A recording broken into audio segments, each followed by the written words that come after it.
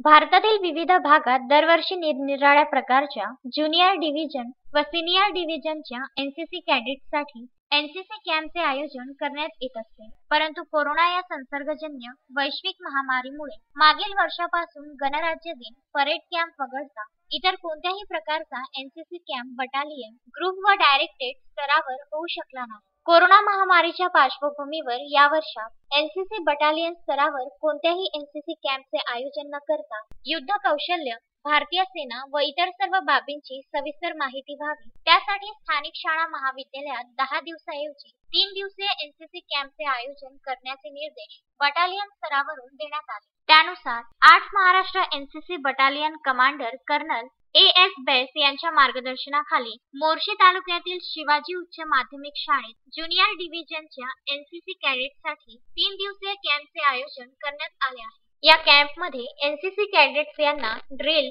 Map reading, section formation, rifle firing position, विविध रायफलीबद्दल माहिती, युद्धकला, अंतराचा अंदाज, firing control order, military history, NCC organisation इत्यादी बाबत मार्गदर्शन करण्यात येणार आहे. या कॅम्पला मार्गदर्शक म्हणून सुभेदार सिंग, हवालदार अशोक कुमार, एनसीसी ऑफिसर श्रीकांत देशमुख काम पाहत आहेत. या संपूर्ण कॅम्पच्या यशस्वीतेसाठी शाळेचे मुख्याध्यापक एस.एम. बोंडे यांच्यासह सर्व शिक्षक व शिक्षकेतर कर्मचारी परिश्रम घेत आहेत. संजय गारपवारसह दत्तराज इंगळे, विदर्भ न्यूज, मोर्शी.